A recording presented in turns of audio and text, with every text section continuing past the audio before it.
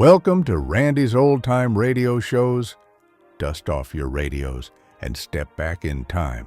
Tonight, the heroes, villains, and thrilling stories of radio's golden age come alive just for you. Tonight's feature, Dragnet. Ladies and gentlemen, the story you about to hear is true.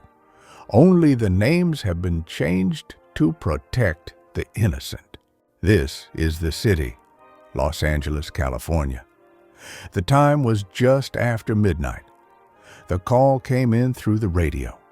Officers responded, evidence was collected, leads were followed. Some proved useful, others did not. Tonight's story documents the work of detectives as they piece together the facts, eliminate the guesses, and follow the evidence until the case is resolved.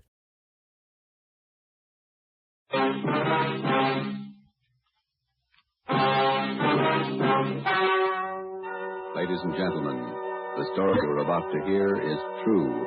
Only the names have been changed to protect the innocent. NBC brings you Dragnet.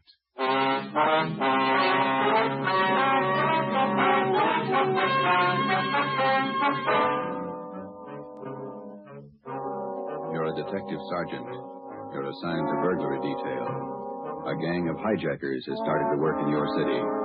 Truckloads of valuable merchandise have vanished. The thieves are clever, seem to have a foolproof system. Your job, find them. Dragnet, the documented drama of an actual crime, investigated and solved by the men who unrelentingly stand watch on the security of your home, your family, and your life. For the next 30 minutes, in cooperation with the Los Angeles Police Department, you will travel step by step on the side of the law through an actual case from official police files. From beginning to end, from crime to punishment, Dragnet is the story of your police force in action. It was Thursday, March 6th. It was windy in Los Angeles. We were working the night watch out of burglary detail. My partner's Ben Romero. The boss is Ed Backstrand, chief of detectives. My name's Friday. I was on the way back from the record bureau, and it was 5:35 a.m. when I got to room 2A, interrogation room. Read this to him, Ben. Yeah. 2,600 dozen nylon stockings, 45 bolts of silk, 58 cases imported perfume. Where are you dumping this stuff, Laval? That's what we want to know. I told you the truth. I have nothing to do with it. I don't know anything about it. What was the stolen waybill doing in the cab of your truck? How many times do I have to tell you? I don't know. Your fingerprints are all over it. You must have carried it there. I didn't carry it there. Somebody's out to frame me. How many in the hijack gang, Laval? I'm not in a hijack game. I told you I don't know. When are you going to let me go? Who's the head of the gang? I don't know any head of the gang. I want to get out of here. You're covering for somebody. I'm not covering for anybody. You take crap for all this, you're going to have a beard down to your knees by the time you get out. I'm not taking any rap. Then let's have it. I'm tired. $42,000 worth. You know who took it. You know where it is. They could have disappeared anywhere on the way from the east to the 1,000 places. Nothing was missing from those shipments when they came in on the train. Everything was there when they were unloaded at the warehouse. I don't know. I don't know. Every dollar's worth was accounted for when it was loaded on the truck. Well, where is it now? I'm tired. We've been here all night. Let me read it for you again. 2,600 dozen nylon stockings, 45 bolts of silk, 58 cases imported perfume. And you're trying to tell us somebody hijacked all that from the trucks without you knowing it? The trucks were loaded at the warehouse. We went out to eat. We came back, got in the trucks, delivered the stuff, and that's all I know. And while you were out eating, the receipts for the load disappeared, too. Is that right, Lavelle? I don't know where the waybills are. The shipping clerk, that's his job. We talked to him. He says one of you could have taken the waybill. Well, then he's lying. I didn't take him. Then what was this waybill doing in the cab of your truck? I told you, I don't know. Somebody's trying to frame me. Why? I don't know. Somebody, I don't know why. Then you better come up with an answer, mister. Look, I'm tired. We've been here since 6 o'clock last night. We're all tired. Who are you covering for? What are you trying to build? I need that coffee left, Ben. It's cold. That's all right. You want some, Lavelle? No.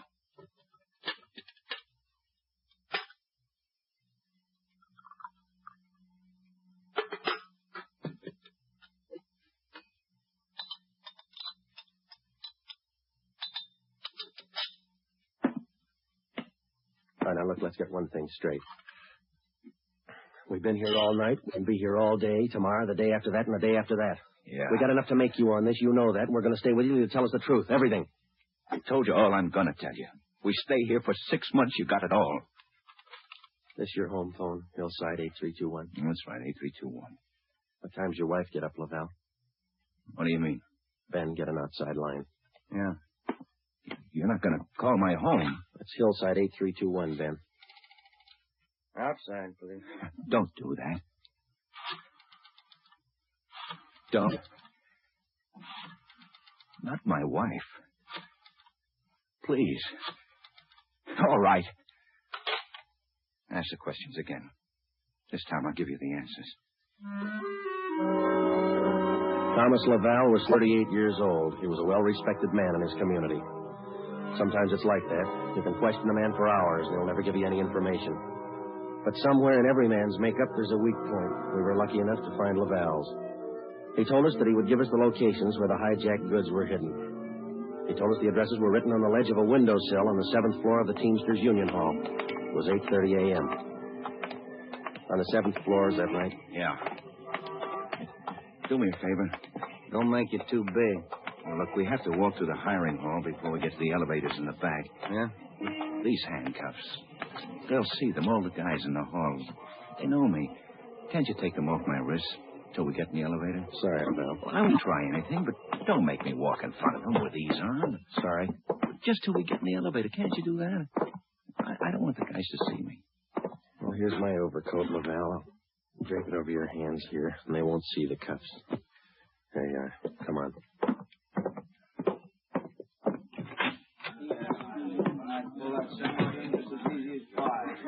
Hi, Tom. How are you? Hi. What's new, Tom? Not much.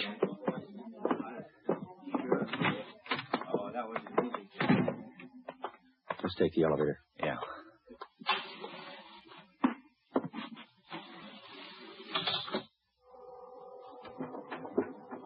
Cigarette? No, thanks. You? Yeah, okay. Thanks.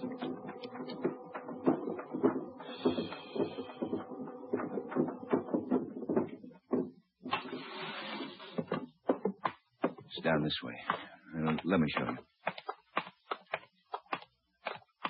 To the left. Window up ahead there. Yeah, this one. I don't see anything on the windowsill. It's on the outside. Open the window and let me check. Yeah. Let me see here. Ben, grab him. He's trying to jump. Get back here. Get back. I told you, you hear? Go! Get him, Joe. I can't hold him. He's pulling me out. Hold on, Ben. Grab me. Joe. He's slipping. Try, Joe. Hold on. He's kicking loose. I can't hold him. Hold him, Joe. Ben!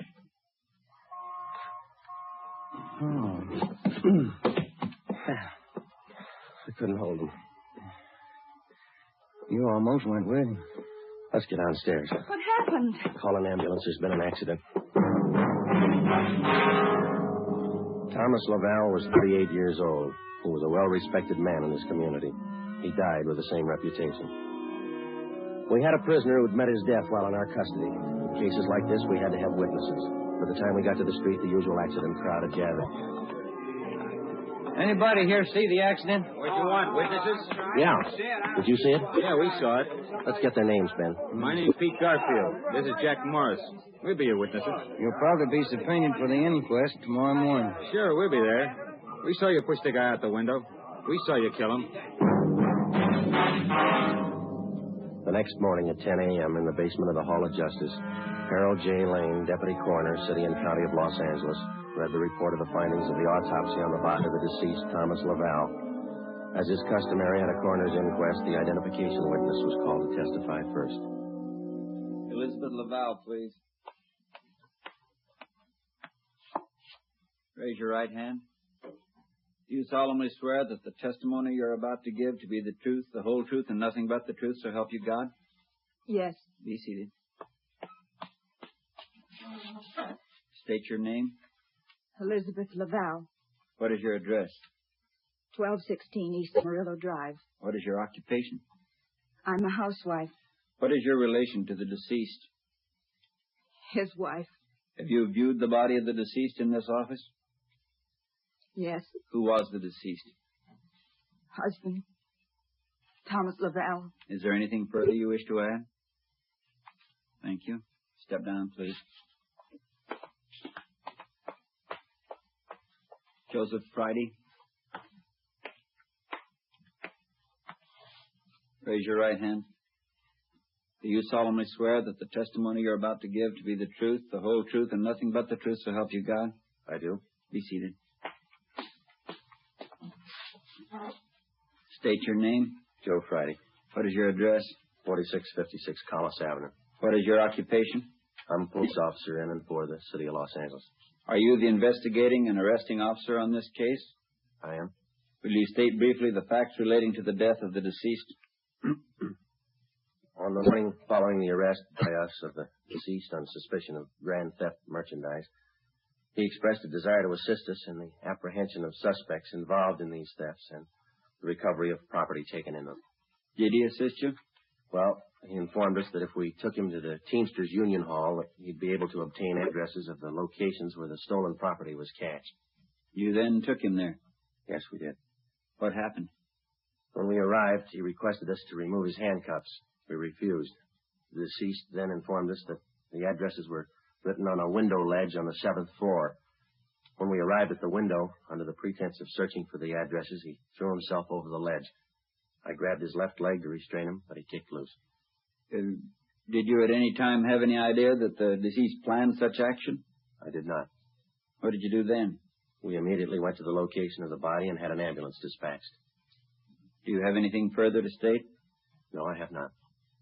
Are there any questions from the jury? That's all, Officer Friday. Step down. Peter Garfield. Raise your right hand. Yeah. Do you solemnly swear that the testimony you're about to give to be the truth, the whole truth, and nothing but the truth, so help you God? Yeah. Be seated. State your name. Pete Garfield. What is your address? 1654 North Pico. What is your occupation? Truck driver. Down at General Warehouse. Did you know the deceased? Yeah. How did you know him? I worked with him. And that cop's a liar, and so's his buddy sitting over there. Please confine the testimony of this inquest to facts. Were you present at the time the deceased met his death? I told you I was. And those two cops pushed Tom out of the window. Where were you at the time the deceased was pushed or jumped from the window? Jack and I just left the Union Hall. We were going out the front door when it happened. What attracted your attention? I heard him scream. When I looked up, Tom was falling. That cop was standing at the window watching him. Did you see the officer push him? Yes, I saw him. Did I understand you to say you were on the street outside the building at the time? Yeah. And you saw the officers push the deceased from the window on the 7th floor from your vantage point? Yeah. Isn't it true that that's a physical impossibility? What is? That you could have seen what you testified to from where you were standing? I know they pushed him. You know or you saw? I know, that's all. Tom wouldn't jump out of a window. Then it's true you didn't see the officers push the deceased out of the window? No, I didn't see him. Is there anything further you'd like to add? They must have pushed him. Any question from the jury? That's all, Garfield. Step down. Dorothy River. Raise your right hand. Yes. Do you solemnly swear that the testimony you're about to give to be the truth, the whole truth, and nothing but the truth, so help you God? I do. Be seated. State your name. Dorothy River. What is your address? 211 South Beverly Drive. And what is your occupation? I'm a stenographer at the Teamsters Union Hall. Were you present the morning the deceased met his death? I was. State where you were and what you were doing. I was in our office on the 7th floor doing some filing. Please state what you witnessed. The filing cabinet in our office is by the door. The office faces on the hallway, and the door happened to be open. I heard a commotion and looked out. I saw those two officers struggling with a man. Did you hear any conversation? Yes. I heard that officer there say, "Get back here, get back." The man outside the window yelled, "Let me go, let me go." This officer here Officer Friday said, he's pulling me out. Hold on, Ben, grab me. How far from the window were you? I'd say about 15 feet. Do you have anything else to add? Yes. As the two policemen started downstairs, Officer Friday said to me, call an ambulance. There's been an accident. Thank you, Miss River. Those officers didn't push that man out the window. They were trying to hold him. After hearing additional witnesses, the coroner's jury retired at 11:57 a.m. 8 minutes later, they returned with their decision. The deceased met his death voluntarily and by his own actions. The homicide detail continued the investigation of Laval's death. A week went by. With homicide working one side, we hoped that they might turn up additional leads in the hijacking case.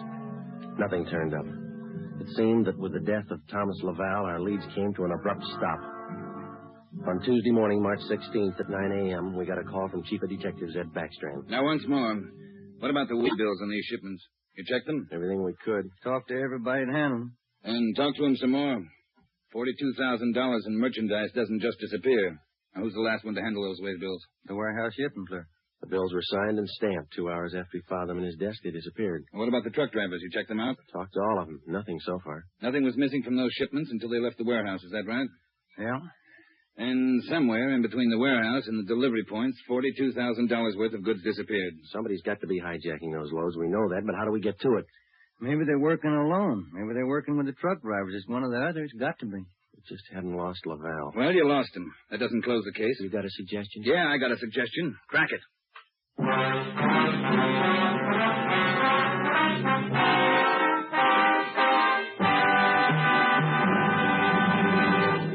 You are listening to Dragnet, authentic stories from official police files. And now, an important announcement. Ladies and gentlemen, we are pleased to announce that starting next Thursday, October 6th, Dragnet will be brought to you by Fatima Cigarettes.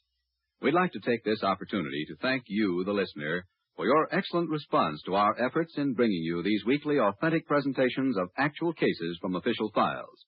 Your letters are the only indications we have that Dragnet is a source of your listening pleasure. We'd like to hear from all of you.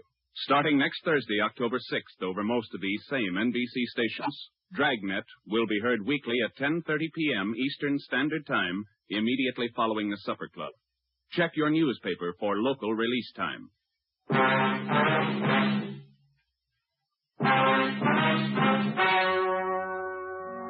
We stayed on the job. Another week went by. No leads. We spent so much time at the general warehouse where the merchandise disappeared that we almost got to be a part of the crew. We got to know everybody. We made frequent visits to the Teamsters Union Hall, but got us nothing. On Wednesday, March 26th, we reported in for work at 8 a.m. Friday, Romero. Yes, Skipper? You fooled around just long enough. They hijacked another load last night. $38,000. What outfit? Same, general warehouse. Who's your contact down there? Ray Hobart, shipping. I'll hop down there right now and get the details. Right, Ed. There are two ways to solve this thing. Yeah? You can get those hijackers now or wait till General Warehouse goes out of business. Get on it.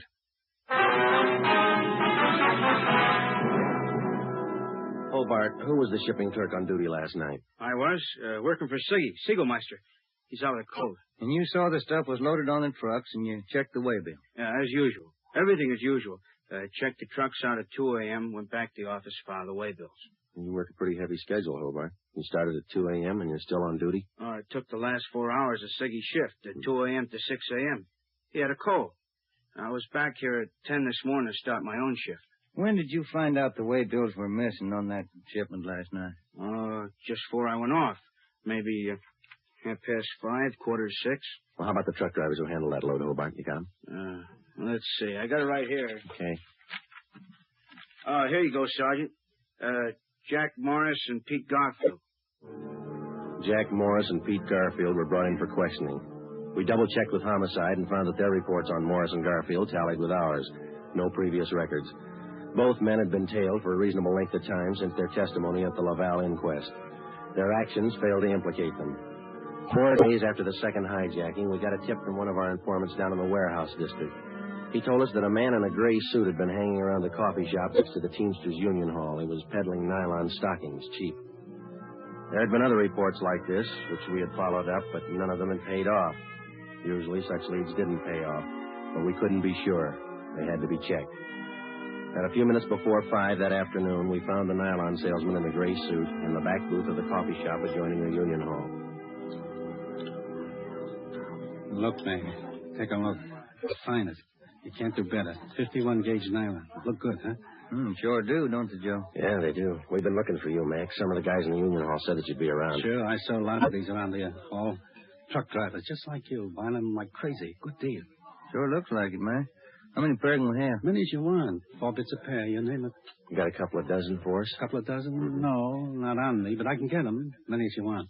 Well, we're kind of in a hurry. Can you get them for us fast? Couple of dozen. Better make it 3 dozen, huh, Joe? Yeah, if you want.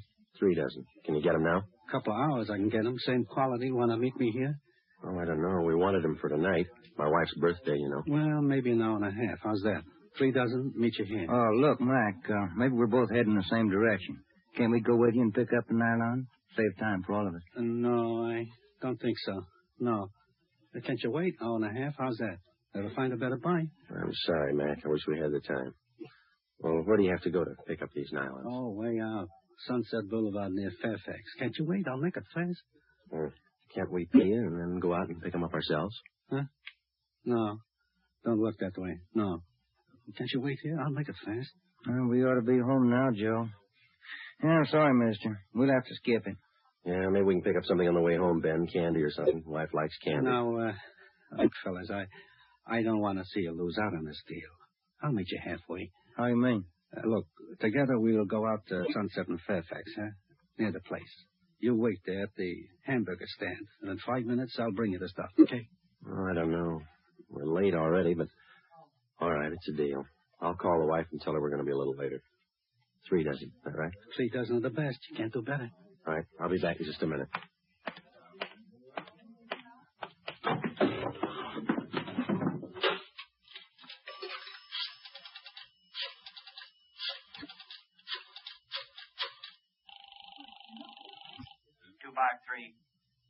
Two 2523. Chief of Detective's Office, Chandler. Mike, Joe Friday, Backstrand there? Out right now, Joe. Well, then do me a favor, Chandler. Make it fast. Get a couple of men out to Sunset and Fairfax as fast as you can. Tell them to watch for Ben and me. You got that? Yeah, what else? We'll drive up in our car with another man. Ben and I will get out of the car and go in the hamburger stand. The other man will walk off. Whoever you get, tell him to follow that man. You got it? Right. All right. Just tail him. See where he goes, see what he does. Okay, Joe, right away. All set, Joe? She got dinner ready? Yeah, just about. We better hustle. Sure. Best deal in the world. Let's go. At 5 minutes to 6, we pulled up at the corner of Sunset Boulevard and Fairfax. It was almost dark. Ben and I got out of the car and started over for the hamburger stand on the corner. We caught a glimpse of Barcy and Kaplan in one of our detective cars parked in a gas station on the opposite corner. They had their eyes on our man. When the traffic signals changed, the man crossed the street and headed down Fairfax. Barcy and Kaplan waited a minute, and then they took off after him. He turned at the next corner and disappeared from sight. Ben and I ordered a cup of coffee, and we sat down to wait. At 6:30, we were still waiting. At 5 minutes to 7, I went across the street to the drugstore and called the office. Barcy and Kaplan hadn't been heard from. Their car, 105K, was not acknowledging calls. I had my call switched from communications to Backstrand's office. Well, they lost him, Friday. I don't know how they lost him, but they lost him. Well, who's out there now? Sullivan and Whitney took a detail out there. They're combing the neighborhood right now. Well, how did it happen? A man just doesn't disappear into thin air. That's what I keep telling you about that stuff that's been hijacked. The search for the nylon salesman went on all that night and most of the next day. From his description, we ran a make on him. No previous record. He had disappeared completely. We were right back where we'd started from. The only thing we could do was to start backtracking, re-questioning the people at General Warehouse, the truck drivers, the shipping clerks. We kept a close check on Garfield and Morris, and we went back to the only possible lead still remaining, Mrs. Laval. She could tell us nothing more than we already knew. When we left her, we started on the neighbors for the second time around. For the rest of the day, we canvassed the immediate neighborhood. We got as many opinions of the Lavals as they had neighbors. At 3:30 that afternoon, we visited with Miss Gertrude Langster, a 50-year-old maiden lady who was almost directly across the street from the Laval house. She'd been out of town the first time we covered the neighborhood. The old saying goes, Sergeant, there's no fool like an old fool. Oh, say, if I told you the chances I had when I was a girl. Yeah, but we just... not truck drivers like that Laval man, God rest his soul, but fine, wealthy men, bankers, lawyers. Templeton Grant, you remember him? No, ma'am. I was engaged to him once. Butterfly waist, that's what he used to call me. Well, I was slim in those days. Would you like to see some pictures of me as a girl? No, thank you, ma'am. We'd just like to ask you a few questions, that's all. Could you tell us if the Lavals had many visitors to their house in the past 6 months or so? Oh, my, no. Funny thing, I am the nosy type, Sergeant. I like to know everything that goes on around my neighborhood, and you can take my word for it, the Lavals never had visitors. You know, Sergeant Friday, you remind me of a young man I used to be engaged to just a few years ago. Yes, Miss Langston. Now, would you tell us, please, did you have any reason to think that there was something little out of the ordinary about Laval? Oh, little out of the ordinary, he says, but my dear man, yes. Here he was, a truck driver, and there she was with a home furnished like for Astor's. Why, I even used to see him cart some of the things home in that car, his beautiful things, rugs and glassware, bolts of fabric. Oh, gorgeous. And he'd bring these things home after work. Is that it, Miss Langston? Anytime. Day or night, weekends, anytime. Mm-hmm. After 4, Joe, we better call office. Yeah. Now, are you sure of all that you've told us, Miss Langston? Sure. Oh, my dear man, of course I'm sure. I watched him week after week. Well, thank you. Won't you stay for a cup of tea? I'll have Josephine fix it. Josephine? No, thank you, ma'am. Well, then, perhaps a glass of sherry? Thank you, no. But there is something. Yes? I wonder if we could use your phone, please. Oh, yes. In the hall, next to the umbrella stand. Thank you, ma'am.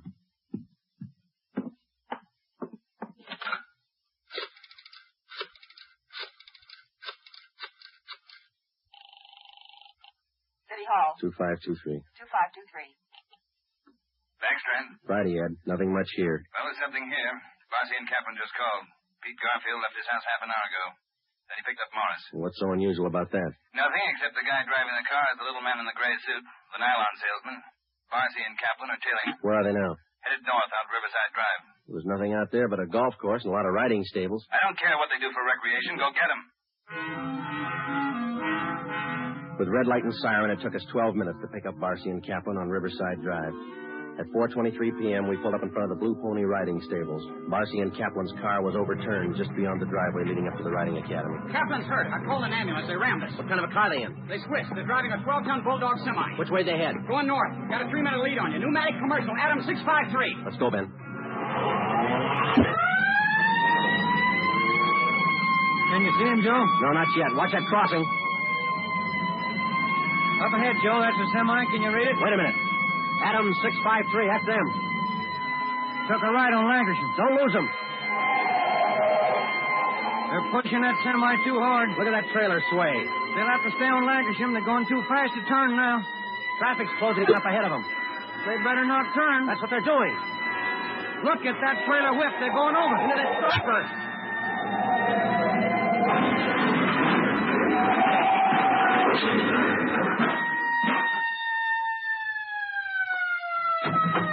Come on, Ben. You all right? Wait a minute. Let me see. Yeah, they're banged up, but they're alive. Well, there they are, Joe. Yeah. Garfield, Morris, little man in a gray suit. It's funny, isn't it? What's that? Garfield's going to swear we pushed that truck through that window.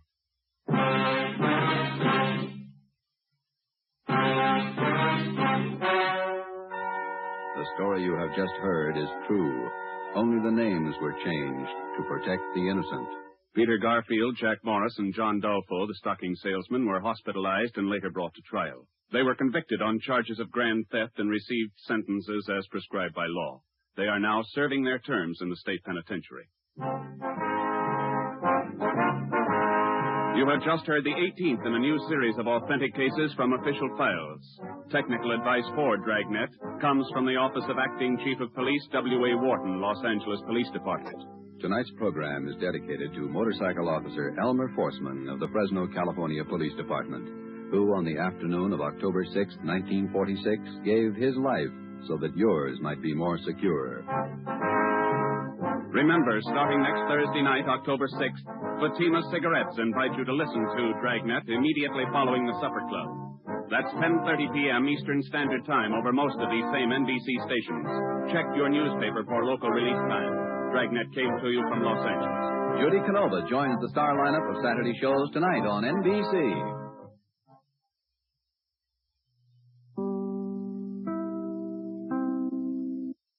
Well, folks, the clock is running out on another episode here at Randy's Old Time Radio Shows.